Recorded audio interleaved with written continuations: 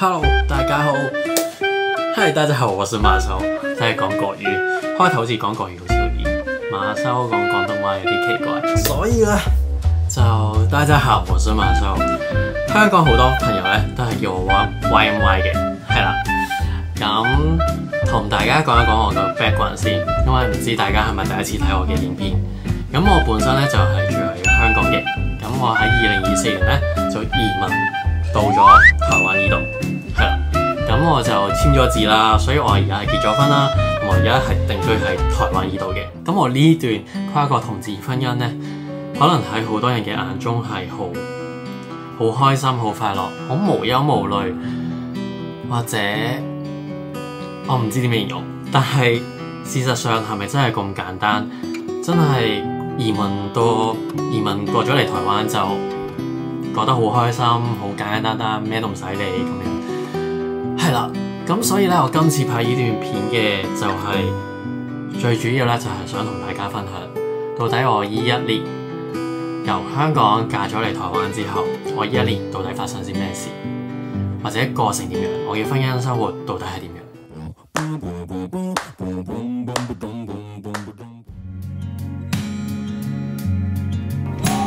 你願意嫁給我嗎？ It's been a long time, but I remember it well.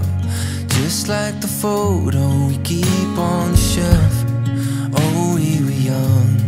Oh, we were young.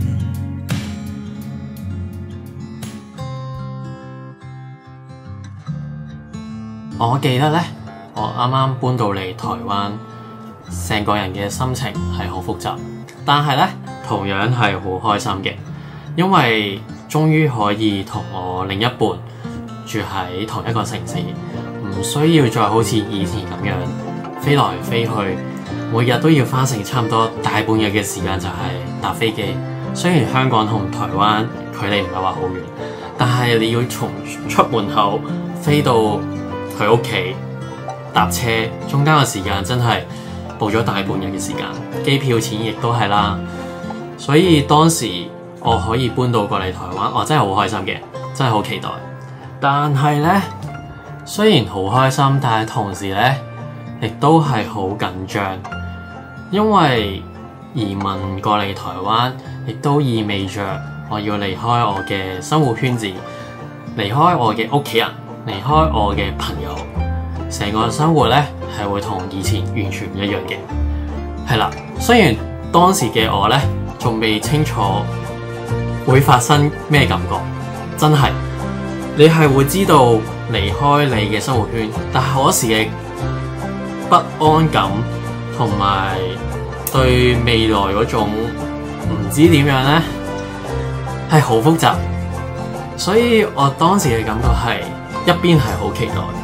將來嘅同另一半住喺同一個城市嘅好開心嘅感覺，好期待嘅感覺，另一邊呢，係有一種莫名其妙嘅緊張，同埋有種壓力喺度嘅，所以當時搬過嚟嘅情緒咧，其實係好唔知點樣，我唔知用咩字比較精準或者準確少少同大家分享。但係當時我嘅感覺就係非常之複雜。但自從我移民過咗嚟台灣之後咧，其實好坦白咁樣同大家講，我同Henry 嘅摩擦咧係非常之多嘅，非常之多。可能大家嘅文化唔同，大家嘅成長背景都唔同，所以我哋對於一啲事嘅睇法都好唔一樣。我哋真係要花好多嘅溝通，或者花好多時間先至了解到大家究竟講緊啲乜嘢，或者有冇誤會。另外我想講就係唔知大家有冇睇我影片啦，其實我嘅國語能力咧唔係咁好嘅，所以有時我同 Henry 嘅溝通咧係真係產生好多誤會嘅，有時好似雞同鴨講，我以為我嘅國語講得好好，我亦都以為佢會聽得明，或者佢以為我講嘅國語就係嗰個意思，所以我同佢中間即係自從我移民過咗嚟台灣之後咧，我哋嘅摩擦，我哋嘅嘈交咧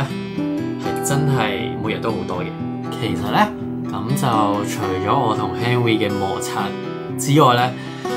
其實我上年先至發現，原來我對於一個新環境新轉變咧係完全唔適應嘅。係啦，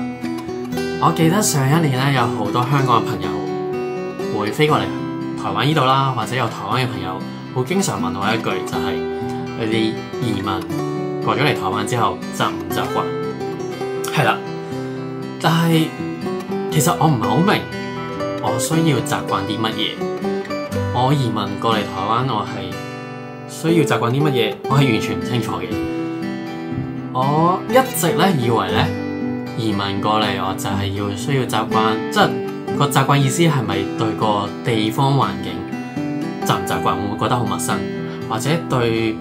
搬咗過嚟之後，對依度嘅人，即係台灣人，會唔會覺得好陌生，或者覺得好冇安全感？我唔係好知，即係好似你去旅行，你去一個新嘅環境，你習唔習慣嗰度嘅環境或者嗰度嘅人？我唔係好明習慣意思，所以每當有人問我習唔習慣咧，我就會好快咁樣回答佢，即係好快咁樣覆佢咧，就係我習慣啦，我習慣咗呢個生活，因為我本身都覺得香港同台灣其實都差唔多文化。係啦，冇咩太大嘅唔一樣，同埋我以前都會成日飛過嚟台灣玩，所以我唔係好知道移民過咗嚟台灣，我係需要習慣啲乜嘢。但係咧，我而家開始明白，所以亦都好想同大家分享呢份嘅感覺。我唔知大家會唔會有機會移民，或者大家會唔會有機會經歷呢一個嘅感覺。但係我而家開始明白，就係當有人問你移民咗之後習唔習慣，我覺得咧對我嚟講，我會覺得個習慣意思係你習唔習慣你離開咗屋企人，然後係依一個新嘅環境生活，你習慣咗呢個感覺未？或者你習唔習慣你身邊冇咗你熟悉嘅朋友，你嘅朋友圈子唔再喺你身邊嗰時，你習唔習慣自己一個喺一個嘅新環境度？又或者你習唔習慣你移民咗去呢個嘅新環境、新地方之後，你要從零開始？你習唔習慣呢一個從零開始嘅感覺？係，所以其實我真係花咗好長時間，真係好唔適應。我去到最近我先發現，原來嗰種嘅習慣嘅感覺，唔係應該係講，原來我一直都未習慣移民過嚟台灣嘅生活，係直到最近係好咗嘅，係啦，我都係最近先至 figure out 到，原來大家所講嘅習慣或者移民之後係需要習慣呢樣嘢，我而家先至明白，所以亦都好想同大家分享呢樣嘢。係啦，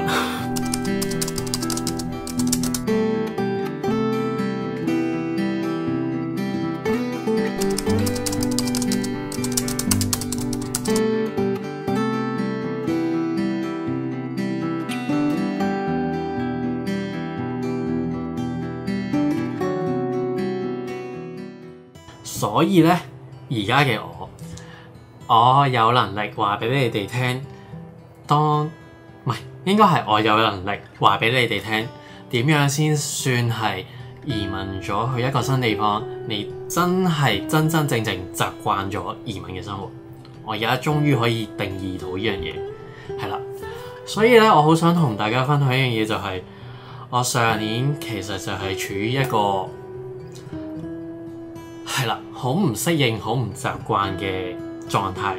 亦都要處理好多我同 Henry 生活上嘅磨合，點點滴滴，同埋從零出發呢樣嘢咧，其實我會覺得自己好渺小，突然間覺得自己好渺小，係啦。我上年咧係有一段好長時間咧，我揾唔到生活嘅平衡點。我唔知大家 get 唔 get 到我所講嘅平衡點。但係當你生活咧失去咗呢一個嘅平衡點之後咧，你好多事咧可能會關係到你嘅朋友圈啊，或者你嘅生活圈啊，或者你另一半咧瓜撚藤咁樣，就會影響到好多樣嘢。係啦，所以我上一年咧，其實我要處理我同 Henry 之間嘅磨合，我亦都要慢慢去習慣適應呢一個嘅新環境同埋呢個新嘅轉變。同時，我亦都去嘗試緊一啲新嘅嘢，就好似開始我嘅 YouTube 頻道咁樣。所以當喺咁多樣嘢同時間進行嗰時咧，我發現我上一年咧其實唔係太 OK 嘅，係啦。所以唔知大家有冇發現咧，其實我係由上年年尾開始咧，我個 YouTube channel 嘅更新咧係慢咗落嚟，係啦，因為當咁多件事同時間發生嗰時咧，我發現咧自己係處理唔到，同埋開始有少少焦慮同埋壓抑嘅，係啦，所以上年我就係處於一個咁嘅狀態之中。係啦，所以經過上年差唔多大半年嘅時間，我一直咧以為自己對一啲新嘅地方或者新環境係適應能力非常之快嘅，係可以好快習慣一個新嘅文化、一個新嘅地方，好似以前換工作，我可以好快習慣到嘅。我以為自己可以，但其實原來我唔可以，係啦，所以咧。我上年學到嘅嘢就係要學識同自己溝通，係啦，要停止內耗，真係要停止內耗，因為我係一個對自己要求好高嘅人，我會成日去怪自己，可能我一樣嘢做得唔夠好，或者我對於一啲問題處理得唔夠 perfect， 我係會怪責自己嘅，我係差唔多每一日都會內耗嘅人。係啦，係非常嚴重嘅，所以我上年學到一樣嘢就係要同自己溝通，你要接受，要慢慢學識接受喺嗰個 moment 嘅自己已經俾咗一個或者已經做到最好，即係喺個 moment 裏邊，其實你已經用咗最合適嘅處理方法，唔好再去怪自己，要學識一樣嘢，同埋你要學識知道而家係從零出發，所以你係需要時間。去一步一步慢慢咁去做 build up 翻一啲嘢，要俾呢個空間同埋呢個時間俾自己。所以我其實到而家都要學緊一樣嘢，就係唔好俾咁大壓力自己。雖然我對自己真係好高要求，同埋咧，當你開始學識同自己妥協，你學識唔再壓迫自己嘅話咧，你先至可以慢慢咁樣揾翻你生活嘅節奏，同埋揾翻你生活嘅平衡點。所以亦都點解我而家可以係坐喺呢度同大家去分享我呢一年經歷緊啲乜嘢，或者點樣去學識同自己溝通。然後其實我而家係 OK 嘅，所以我先至可以坐喺鏡頭面前同大家去分享，好輕鬆咁樣同大家去分享呢件事。因為我而家開始慢慢揾翻我生活嘅節奏。另外咧，除咗我自己揾翻生活節奏咧，咁喺感情上我都係好鼓勵，其實真係同另一半嘅摩擦或者嘅誤會或者嘅鬧交，我一致都係建議大家溝通，真係唔好收收埋埋，同對方講出你嘅感受。呢個都係我一直以來做嘅事，係啦。雖然可能大家真係要花時間，同埋真係要花嗰段時間嗰段過程，但係一定要去溝通，唔好收收埋埋。呢樣嘢我同自己講，或者同你哋觀眾講，都係千祈唔好收收埋，盡量溝通。當你溝通1年幾、2年幾或者3年幾咧，你之後係唔需要再溝通噶啦。係啦，咁但係要經過呢段嘅溝通時間，係啦，我亦都好努力咁樣去改善緊我嘅國語，因為咧，我想同大家分享就係 Henry 對於我嘅國語程度呢？例如5星星係最高啦，佢一直以嚟咧都覺得我嘅國語程度係5星星嘅。但係我覺得我自己嘅國語呢，其實我有好多字係唔識點樣表達，我好多可以用廣東話表達到嘅嘢呢，用國語嗰時呢，我係唔知點樣表達嘅，所以有時其實我嘅表達出嚟嘅用意呢，或者我嘅意思呢，同我講出嚟嘅用字呢係有啲唔同嘅，即係嗰啲國語嘅用字喺我腦海裏邊呢唔係好多，所以有時我都唔能夠好準確咁樣去表達到我內心嘅諗法。同埋唔知大家有冇睇我影片呢？其實我啲國語真係有限公司，我已經係盡力用我嘅國語去表達出嚟，但係非常之有難度。係啦，好唔同廣東話，因為我每次講國語呢，我係先諗咗我廣東話係點樣表達，然後再諗嗰一句嘅廣東話我係用咩國語，所以我有時會將廣東話嗰句直接翻譯咗去國語咯。但係有時係啦，唔同，唔知大家明唔明我講乜嘢？咁同大家講一講而家嘅我哋啦，現時嘅我哋其實已經磨合咗好多時，所以其實已經好少鬧交。雖然都有一啲嘅問題，我哋都需要磨合，但係比上一年呢已經好咗好多。同埋我亦都揾翻我生活上嘅節奏，同埋我都想講一句啦，我唔可以話我嘅婚姻生活好完美，即係我哋唔係真係一開始一齊或者結婚，跟住就好開心快樂過每一日，每日都冇問題。唔係，我哋其實都存在好多問題，我哋都成日鬧交，成日都需要磨合好多樣嘢咁樣。不過呢，我都想同大家講一句但係心靈嘅雞湯，就係愛情係唔可以只係睇好嘅一面，你都要睇埋唔好嘅一面。而愛情，你真係點樣先算係真正嘅愛情？就係當你經歷完好嘅嘢或者唔好嘅嘢，仍然選擇留喺對方嘅身邊，咁樣先至算係愛情。呢樣都係我要學習或者我哋都做緊嘅嘢，係啦。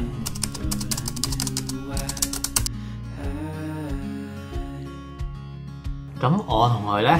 都唔係話一個好十全十美好 perfect 嘅人，我同佢都唔係一個咁嘅人。咁但係我都好清楚，我冇選擇錯嘅。我知道佢同我都係一齊行緊去同一個方向，所以我係冇後悔嘅。同埋我都覺得而家呢一個嘅 moment， 其實我哋真係磨合咗好多嘢，所以其實我哋而家好少會鬧交，係覺得幾開心嘅。所以咧，我都好想同睇緊呢段影片嘅鏡頭面前嘅你，係啦，就係你。如果你哋都經歷緊同我一樣嘅嘢，可能唔係愛情嘅，可能移民去一個新嘅環境，一個新嘅地方，你哋好唔習慣。我好想同你哋講，唔止你係經歷緊呢樣嘢，我都經歷緊。所以或者將來鏡頭面前嘅你，可能有機會去經歷呢樣嘢，我都想同你哋講，我一個嘅感受，或者我個難處，或者我個困難到底喺邊度，或者應該點樣去解決呢樣嘢。係啦，我希望俾你哋知道，你唔係自己一個人嘅，就係我都經歷緊同一件事或者差唔多嘅嘢。冇錯。好啦，咁今次嘅影片呢，就去到呢度啦。咁如果你都中意呢條影片嘅話，咁就記得俾個 like 我。係啦，如果你都面對緊一啲困難或者一啲情感上嘅事，係啦，我以前都好多朋友問我情感嘅嘢嘅，咁就 like 啦，同埋分享啦。咁如果大家未訂閱我個 channel 嘅話，咁就記得撳着訂閱個掣。係啦，我之後會想拍多啲影片，同大家分享一啲我以往嘅經歷。係啦，可能唔單止係同志嘅生活，或者可能我長大、我成長，或者我對一啲事嘅睇法，我想拍多啲咁樣嘅題材，同同大家分享一啲我人生嘅故事，一啲真實嘅故事。我都會拍旅遊片嘅，同埋會拍多啲我人生故事嘅分享。咁如果大家有興趣嘅話，咁就歡迎訂閱我嘅 channel。係啦，就係咁樣。咁好多謝大家睇我呢段影片，我哋下一段影片再見。好啦，拜拜拜拜拜拜拜拜拜拜。其實佢仲有開心嘅一面嘅，所以大家唔好只係睇唔開心嘅一面，我會陪你走過開心嘅一面。好啦，今次影片去到呢度，拜拜。